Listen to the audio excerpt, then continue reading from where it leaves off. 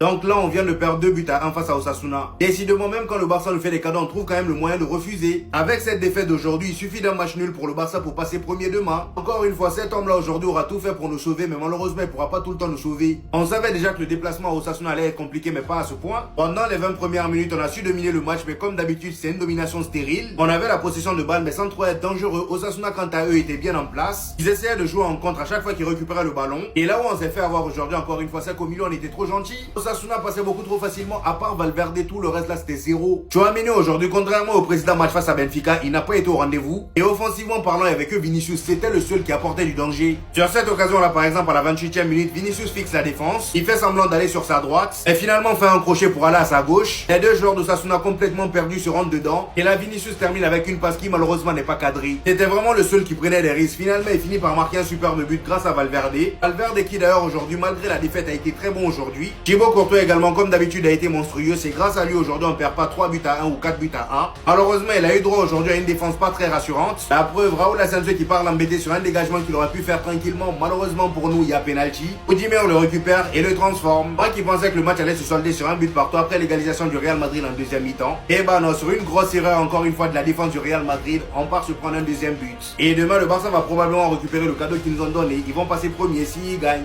Ou même avec un match nul.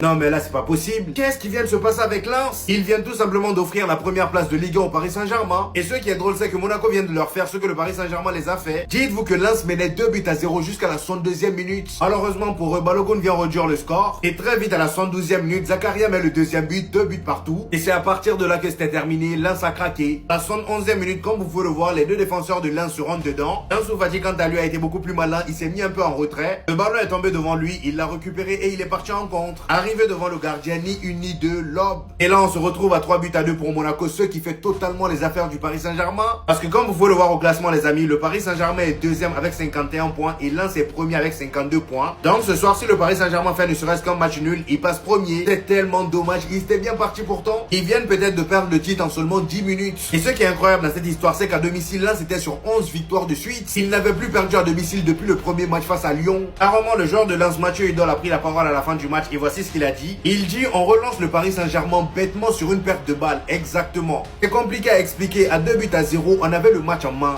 On peut faire mieux. On a manqué de présence au pressing. Bref, eux-mêmes, ils savent qu'ils ont fait n'importe quoi. Maintenant, reste à voir si le Paris Saint-Germain va faire match nul ou victoire ce soir.